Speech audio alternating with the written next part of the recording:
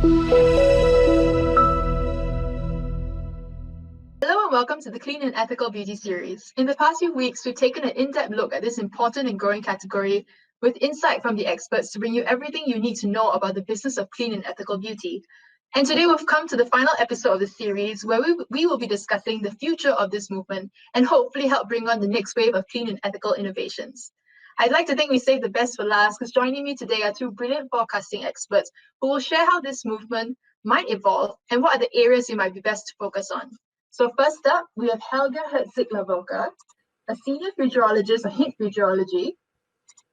And speaking to us from APAC is Dave McCocken, the founder and storyteller of Bibliosexual.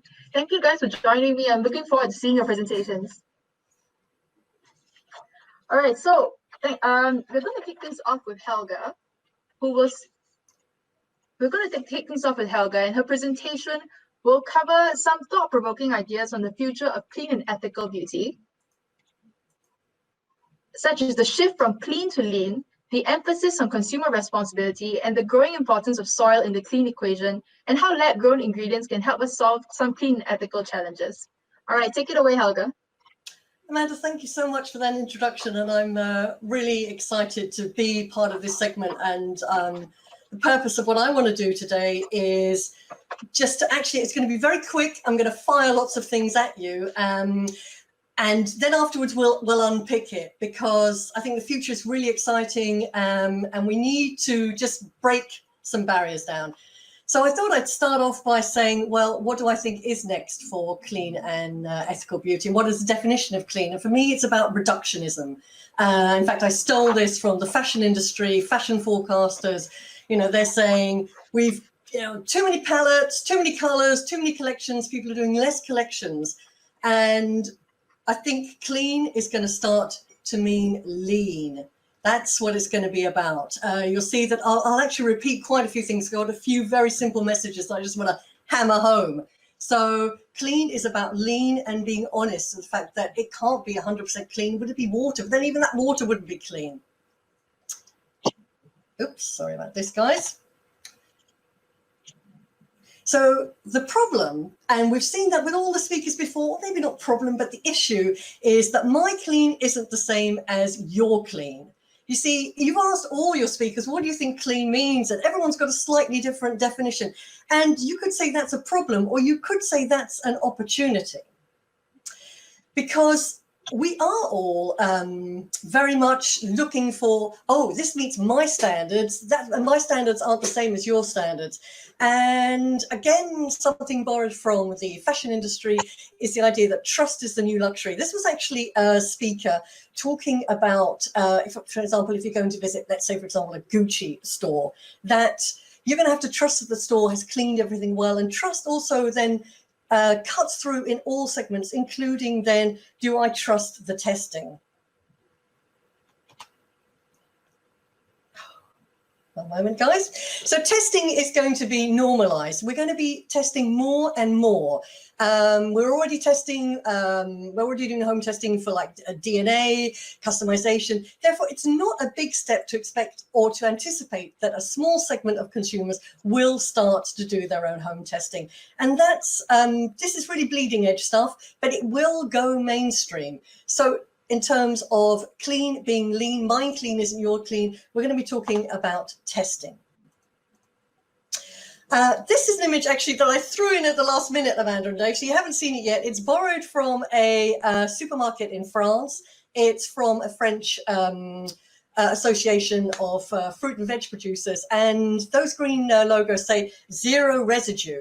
So we're being honest here. We're saying that products do contain some chemicals, for example, let's be honest about that.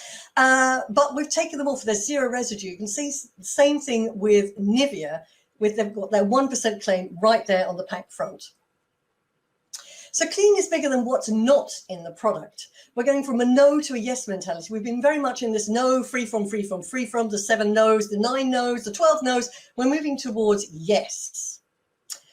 And that yes means that the ingredients that are there are going to have to be absolutely perfect. Looking here at an example of a fruit bar in the US where they've been purity tested the ingredients.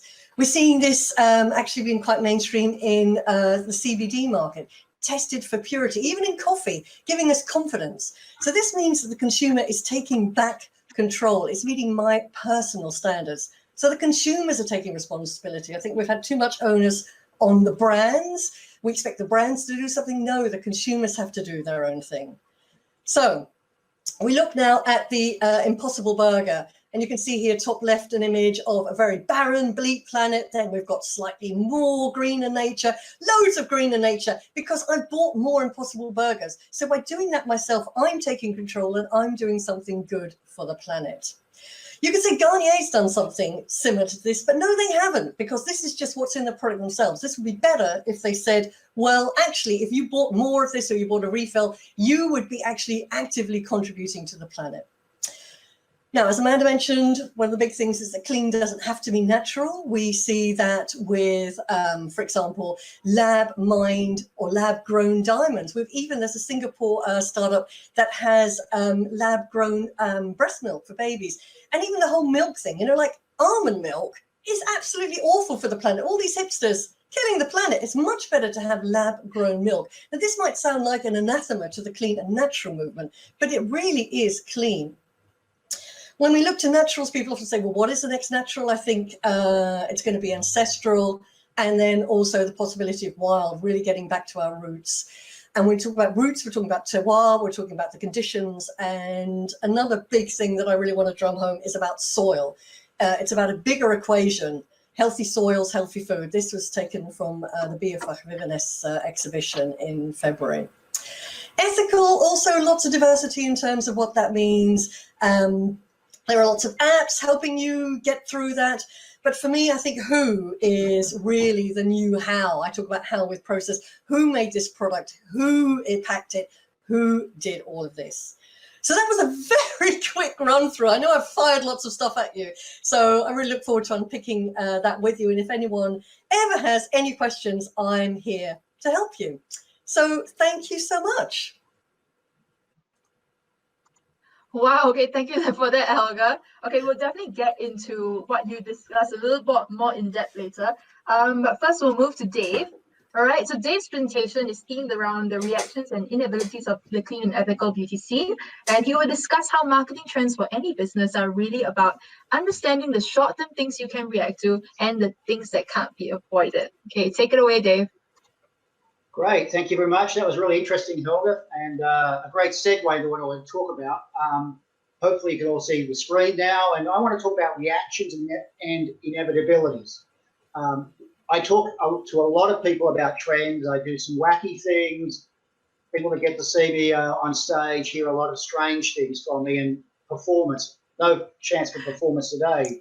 But what I have been doing is working with a lot of beauty companies in recent years, trying to understand what is likely to affect their business, whether or not it's not formulations. I'm no scientist, but really what are the outside influences that they have to react to, or they have to do something because it's inevitable it will affect their business. So let me explain a bit more what I mean by that. There are always fads. 12 months ago, when I did a big presentation for one of those very big global beauty brands, we talked about the fact that 12 months ago, these three things were hot fads in societies, in cities all over the world, in discussions all over the world. Plastics in the sea, keto diets, and these funny little electric scooters, and how they were going to be the new urban way of moving around. Some have gone. The scooters thing has faded already. Keto, a lot of debate. Plastics, still a big issue. We have to think about what's important now and what could be important later on. An example of reactions. Think about the last 6 months and how most of us have taken up using a mask on a regular basis. Think too about the way in which different manufacturers and brands have either switched to making masks or have started switching to branded masks, etc. And then how do we think about masks and makeup, masks and skincare and all sorts of things? A reaction to something that's happened now that we're forced to do. But then you have things that are inevitabilities. We've seen over the last 10 years the rise of cannabis and where that's going to take all sorts of industries. And we know in the beauty market, it's inevitable. If you don't have a cannabis-related product or you don't have a strategy around cannabis, people will eventually ask you, why don't you? You don't need one, but it's inevitable you will have that question and you need to have an answer to it. So think too about things that have happened recently. Unilever in India changes the name of their most famous brand in India, Fair and Lovely, to Glow and Lovely in a response to basically the Black Lives Matter movement around the world today. It's a reaction. They changed it and got widely criticised for the new name and the way in which they've reacted to it. But the reality of it is, it was inevitable. They've known for years that that brand name, Fair and Lovely, and the whole idea of a major brand built around whitening skin in India was going to have to inevitably think about a future under a different guise, a different name, a different position. So sometimes we react because we think we have to, when we should have been thinking about the longer term things and building a longer term strategy for it. For example, the come to you economy. Of course, whether you use different food delivery services, etc., the last 6 months has forced more and more people to use home delivery for all sorts of things in greater detail. Home delivered medicines. I live here in Bangkok, and now you can basically get any form of hospital service delivered to your apartment if you want it. But the important thing there is that it's led to a reaction to say, I must do something now, when actually, if you've been a thinking marketer, you've known forever that, well, not ever, but certainly the last 5 years, you have to have a home delivery or an e-platform strategy. That creates then other ethical things you have to think about though. If you are using a delivery service and you're an ethic brand, an ethically based brand, are using delivery services that are not helping to destroy the environment. Well, it's complicated, isn't it? So think about the inevitability, for example, of track and trace. In many countries now seeing the implementation of new types of track and trace apps on your phones. But that's been, again, inevitable, that what we will end up with is more and more tools on our phones that allow lots of people to track and trace us. And if you're clean and ethical, what's your stance around that? What's your attitude to the apps you're using and the information you're using off those apps? Because that's a clear part of being ethical. I want to talk very briefly about 4 inevitabilities that I don't think you can avoid. So 4 things that you need to explore and build on now for the future, short-term and long-term. The first of those is 5G. Because the big word for 2020 has been COVID, we've forgotten that the big word for 2020 was supposed to be 5G. In many, many countries around the world, this was the year 5G was supposed to launch. And in many, many countries, it is launching. Maybe not with the fanfare that we'd expected. But 5G changes dramatically the dynamics of what you as sellers and marketers should be thinking about. Because 5G means that we can really recreate worlds for ourselves. The depth in which you're going to be able to use AR, VR type technologies, AI technologies will dramatically grow on what you can do on a mobile phone. And because that grows, it becomes inevitable that you have to think about what you're going to build, what sort of documentation you have, how you're going to use track and trace things. What's your strategy to show the impact of your products on beauty, on clean in and output, the input that goes into your products, the output that comes out of them, ethical sourcing. All of those things will be enhanced in terms of much easier to get a hold of the information, but it'll also be enhanced in terms of the way in which you can present your case over a mobile phone. Second thing, the most important resource in the world today and going into the future is water. In less than 10 years, half the world's population will be living in water-stressed areas. This is a list of cities amongst many cities in the world today that are already in water crisis scenarios. They literally don't have enough water to supply the population. And yet, in 2020, the year of COVID, that's been accentuated. For example, this great graphic that somebody in Bangladesh sent me highlighted a simple fact. If you follow the compliance to wash your hands properly, you increase your daily water usage by about 15%. Now think about that. We are all using much, much more water in a world that has not enough water for us. So if you think of too about the fact that for one particular project I did about a year ago, we discovered that a 300 milliliter high-end skincare product took 70 plus liters of water from the time of sourcing the materials, manufacturing, delivering to the end consumer. 70 plus liters. Now, brands are going to be followed and tracked, and it's going to be so easy to find out what's going on with that. And you need to have a water chain strategy. Your complete ethical and clean strategy for where you're sourcing water for every element of the development of the product, the manufacturing, the delivery of the product, and what are you doing to reduce it, to reuse it? How are you approaching moisturization to help people stay moist but use less water to do it? Liquid retention, is that a good thing or a bad thing? How does that affect beauty? And what can you do to help reduce water usage in all of those processes? The third big thing is the obvious population thing, the most misunderstood population thing. 2020, 2030, 2050, the world is getting older and the population is getting older and shrinking. By 2030, over 30 countries will have shrinking populations. Not backwater countries, but some of the most important markets in the world, including China, Japan, Italy, Germany, many other developed markets, as well as developing markets. Here's the fact that most marketers don't understand. For the short term and the long term of your business, you should be focusing on people over 50. Why? Because the 60 to 75-year-old age group in nearly every country in the world is the fastest growing demographic. It may not be the largest, but it's the fastest growing. And those people that reach 60 tend to live longer. They tend to have more money. They tend to be, they dominate spending. They also, by the way, dominate trial and experimentation. There's a mythology in marketers that older people don't try new things. Actually, all the marketing science shows that people over 60 are more inclined to try new products, try new experiences, try new types of remedies, try new types of lifestyles than younger people. They are deeply experimental. And they're also very interested in health for themselves and their future. But they're looking towards what I call their new life building stage. At 60 years of age today, if you are a Japanese or an Italian woman, 60 today, on average, you have 37 years to live. And you're looking to live it well.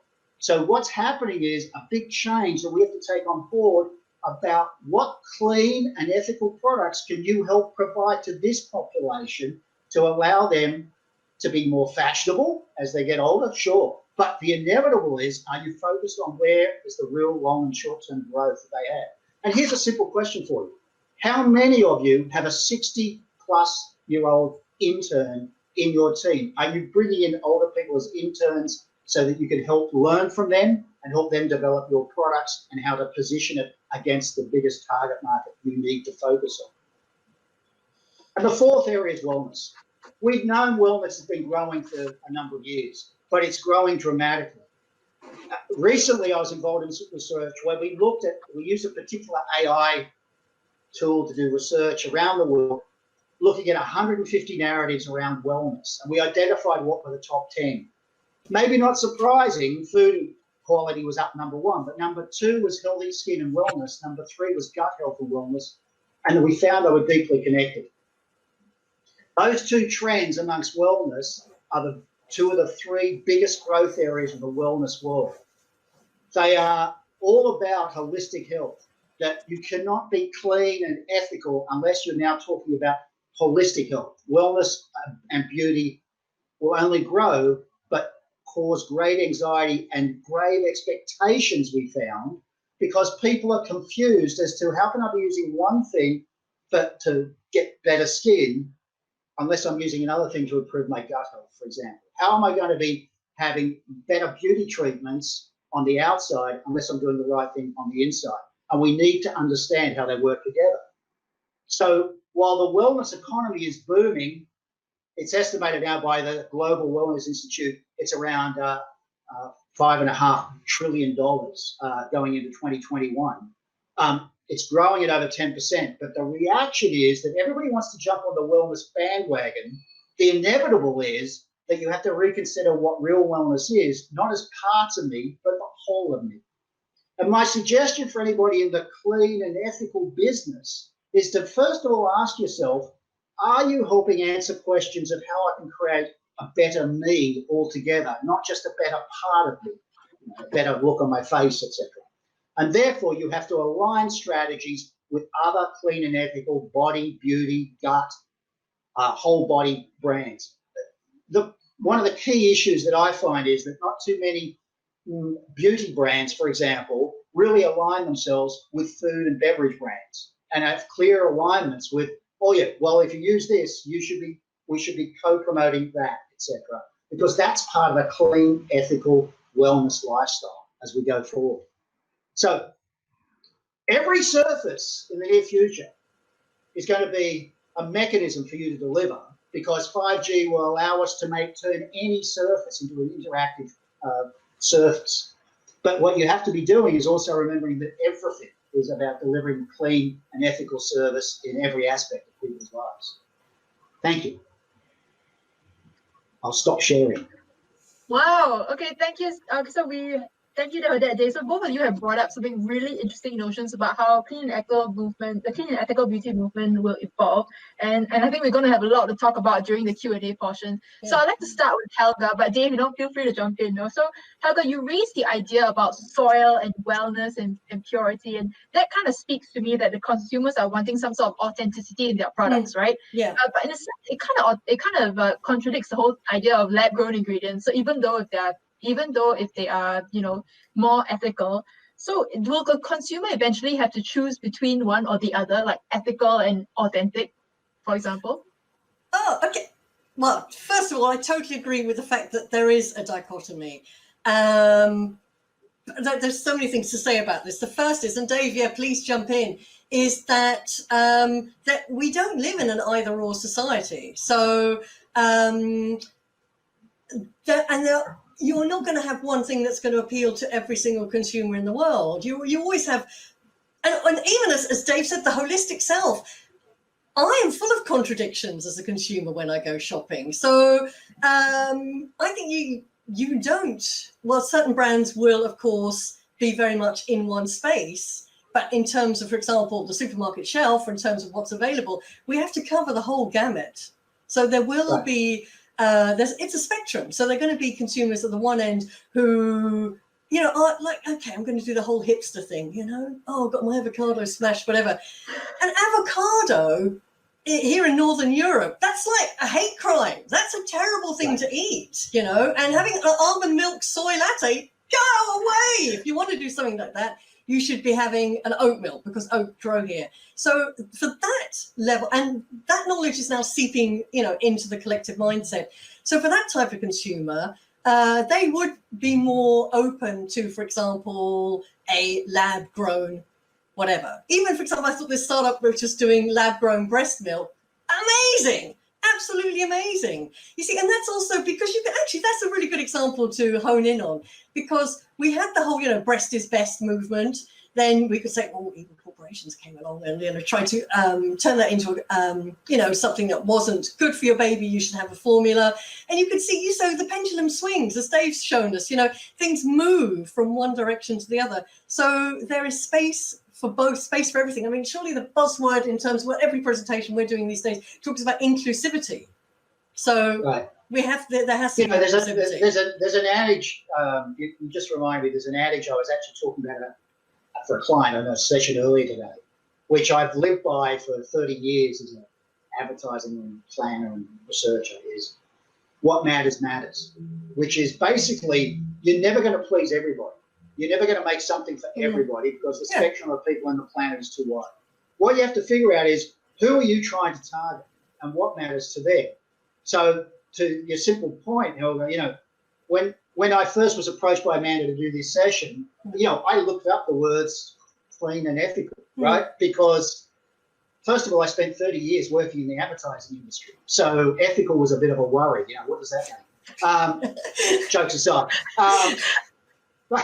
But the truth is that one person's ethics, as we've seen in the world today, I mean, if we just look at the world situation, just in terms of the way people think about different things, what some people think is ethical, other people think is, oh no, that's That's just disturbing. You're trying to tell me what to do. You're whatever, right? The simple reactions to COVID that we've seen in the last 3 to 6 months in different marketplaces. And so, yes, I mean, if I take your soil point and my water point, there will be, in a very short space of time, a need for everybody's website to have a track and trace device that allows you to discover exactly which soil and which water you were using. Most people will never want to know about it. They won't care. But there will be people that do. And you have to be careful about, are they the people that you're trying to sell products to? Now, if you're thinking about your clean and ethical based beauty product, you imagine that's a small segment of the population that are going to be somewhat fanatical about that issue. Dave McCocken, obviously not the most beautiful guy in the world, probably won't care, you know, but you ladies might. And so I think that's one of the things of where you have to think about the combination of what you really mean and who you're really targeting. And then what are the big things going on in the world that you have to be aware of. That, well, if we're going to claim something, it's got to be all the way down the screen. Well, actually, I'd like to maybe throw a cannonball into this discussion. And I wrote it down. I wrote money v clean and ethical. And I think that's actually when Amanda muted me, because I was looking at this big square around it. It's really important. And Amanda muted me because I was making so much noise with this pen. Because, for example, Dave, you're completely right. The whole water footprint, it's a huge thing. FMCG brands, they know that. But the problem, because I think the purpose of this closing forum is to really create a discussion. And let's be frankly honest. Yes, I can go and buy a beautiful product with a fantastic footprint in the clean and ethical beauty space and also in the fashion space, but it's not going to be at a mass accessible price point. The mass accessible products, there's a compromise there. Consumers are having to make sacrifices, and if we frame this also in this corona time, a lot of people are talking about the mass recession that's coming along, which means that people will have even less money to spend on clean and ethical beauty. So so in a way, where Amanda, again, you're saying about this dichotomy, Dave pointing out so well with that great statistic, which I'm going to borrow, about the fact that washing our hands is actually depleting. I live in Ireland. It's raining. It's dark here. I've got all the lights on, It's July. This is summer, people. We have actually got a hosepipe ban now because, we've washed our hands so much. We're running out of water. We're running out of water in Ireland. So I think it's, in a way you could say, oh, that's so fine, you guys in your ivory towers talking about clean and ethical beauty. But what about the man and woman on the ground, the family? How are they actually going to do something that really makes a difference? Well, that's the challenge. But that's, again, where you're going to get into degrees, right? Yeah. You're going to get into degrees. I suspect, and having watched most of his series, the will and the intent quite often is to go to the extreme. But in the same way as you were talking about things like oat milk and different types of milks and the dairy replacements, we're saying the dairy industry, of course, there are different degrees to that in the way in which we react, and different individuals and different people are willing to pay a bit more for this. The point is, yes, maybe we will have a recession, but even if you take average people across the world, they will always have differences. They have basically the same amount of money. But I'm willing to spend money on a motor car, but you're not, right? You'd rather buy a cheaper car. I would rather spend money on traveling, going on international travel. And for example, me and my brother practically never travels internationally. I've spent my whole life traveling, right? He doesn't see it as a priority. I do. Cleanliness, beauty too. Even though you can have two, and we've seen this with many brands, right? You'll have two sets of customers who basically have a desire to help themselves, look better for the world, or to bring out what they see as the real them, through the use of different products. But, but I would never buy that because, well, that's too expensive, and I'll use this one, right? And so there's trade-offs all the time. And I think when we talk about, this goes back to the subject of course, of what is clean, what is ethical. It's never a black and white definitive argument, is it? It's all up in the air. Right, so actually, okay, we're running out of time, so I think we only have time for one more question, but it's a big one. So Dave, you and I have spoken about the issue of water and beauty before, and I remember at the end of the conversation, I was feeling very overwhelmed at the work the industry would need to do to solve this problem. So because you really can't do anything without water, so where can a company start to make an impact, and what are the mistakes that they should avoid? In terms of like the way they think about water. So what they have to do is to look at their chain. When we talk about water sourcing, and Helga mentioned FMCGs, for example. When you talk to a lot of them, they think about things in terms of what's happening in the factory and how to reduce water usage in the factory. But it's the whole chain that you've got to be thinking about. And so, for example, if I took Helga's point about soil, well, you can plant something in the soil, but nothing happens unless it gets the right amount of water. And if the water's tainted or, then you've got a big problem. So that's why, over the last 12, 18 months, what I've seen is more and more academic studies showing that unless companies are able to track and trace their water sources, they're going to get themselves into trouble. Now, part of the trouble is, oh, wow, you use 70 litres to make a little bottle of skin cream. But the other problem is, what water were you using? Where was that coming from? And how was that being tainted? Does that show up down the pathway of your production processes, etc.? So a lot of that sort of work. And look, if you think about the coffee business, we saw this 10 plus years ago where certain coffee manufacturers had to start being able to track where the beans came from. And that was all about, fair pay for the farmers and all the rest of it. But it's the same process, except we're going to see it on a much deeper and massive scale for the primary element that keeps us alive. Yeah. Right. Okay. Helga, do you have anything to add? Actually, I'd like to add an example from fashion, because they say that to make a pair of jeans, it costs 10,000 litres of water. And apparently there are some brands who are making jeans with less water, but they weren't advertising that as their big selling point because it had a negative connotation. These jeans can't be as good because of that. So that's where we need to start making the switch. We need to take all these things that are happening in the background, the processes, and really bring them to the front and educate consumers. I think it's with just as I said, the zero traces of pesticide means we're using pesticide. So let's be honest, we're using water, but we're doing this.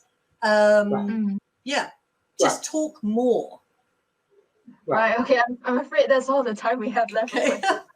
I bet we could go on forever. So thank you, Dave and Helga, for your fascinating insight into the clean and ethical beauty movement. Thank you very much for joining us. And also a big thank you to everyone who has followed the Clean and Ethical Beauty series since it started.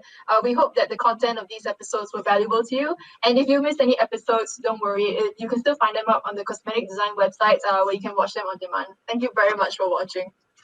Thank you. So long, guys. Thank you very much. Ciao. Bye.